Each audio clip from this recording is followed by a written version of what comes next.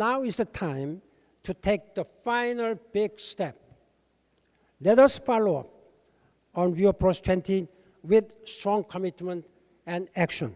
Words must translate into action, United Nations Secretary General Ban Ki-moon told world leaders, formally opening the largest and most anticipated UN conference on sustainable development, Rio+20, with about 42,000 people in attendance at day one, including over 120 presidents and prime ministers, thousands participating from the private sector and civil society in Rio Centro, Brazil's massive conference complex, to set in motion an action track toward economic, social, and environmental sustainability. In our hands are the political decisions that certainly do have an impact on economic growth, social inclusion, and environmental protection.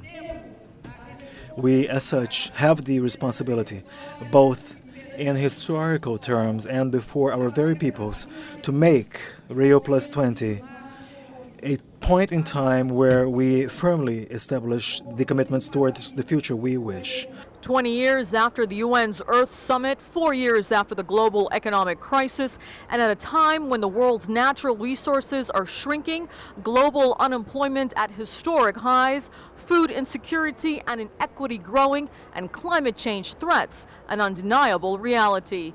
Conference heads and world leaders warn that our world has reached a tipping point, and action on sustainable development is the imperative. Sustainable development rises above short-term, narrow interests. Sustainable development unites North and South, East and West. Sustainable development is about you, about me, about today's youth and tomorrow's children. Nothing binds us more closely. We are in this together. Agreement on important areas of sustainable development. These agreements can and must inform our future actions. By 2040, the UN projects that the world population will reach 9 billion. And by just 2030, the UN says that 50% more food will be needed, 45% more energy, and 30% more water. China is a major developing country which is ready to live up to its responsibilities. The more China develops, the more opportunities China will create and the more contribution China will make to the world. I wish to announce here that China will contribute $6 million to a UNEP trust fund for projects and activities that help developing countries raise capacity for environmental protection. In the crisis that we are subject to, there's not just a financial crisis, there is not just the economic crisis, there is also the ecological crisis. And to end this crisis, we need to have more priority given to the environment and to development. We are fighting this crisis. We need to fight this crisis with all the resources we have available. It is my hope that during this conference, a formal process will be established to explore the options for establishing an international sustainable development financing strategy. This will facilitate the mobilization of financial and other resources to assist developing countries make the transition to the green economy more effectively.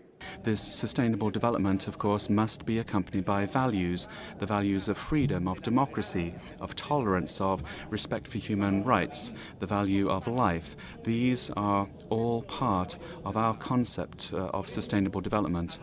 And that is why, on my own behalf, and also in my quality as the current president of Latin American and Caribbean community, I'd like to reaffirm the commitment of my country to sustainable development, and I'd like to reinforce the fundamental importance of achieving sustainable development and bringing about better unity, better coordination, stronger cooperation at the international level. With governments focusing on 26 major areas like energy, food insecurity, water scarcity, climate change, and sustainable housing. One day ahead of the conference opening, 191 governments reached an agreement on an outcome document after round-the-clock negotiations, which outlines mechanisms for action, means of implementation, and institutions needed for sustainable development. World leaders, during their 3-day-long conference, must recommit themselves with a strong political will so that these action plans will be implemented for humanity, to keep this planet Earth environmentally hospitable and sustainable. And also socio-economic dimensions should fully reflected and implemented. We stand for dialogue and debate, but we also stand for action.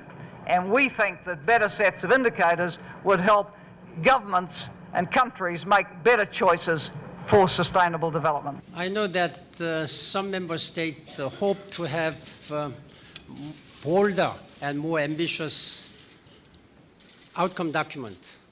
I also hope that we should have a more ambitious outcome document.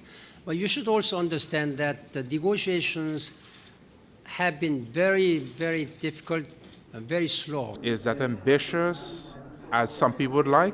Obviously not. Is it what some people say it ought to be? Obviously not. Is it what it is possible to agree on among 192 states? The short and only answer to that is yes. However, NGOs such as Greenpeace and Oxfam have called the negotiated text an epic failure, saying it is watered down and fails on equity, ecology, and economy. Meanwhile, the Rio+20 outcome document entitled The Future We Want, a politically binding agreement, will be adopted by heads of state and government on Friday, June 22nd, closing day of the conference. Bringing you exclusive coverage on Rio+20. We'll have more updates for you tomorrow, day 2 of the UN Conference on Sustainable Development. Reporting for South News, I'm Afaf Kanja in Rio de Janeiro.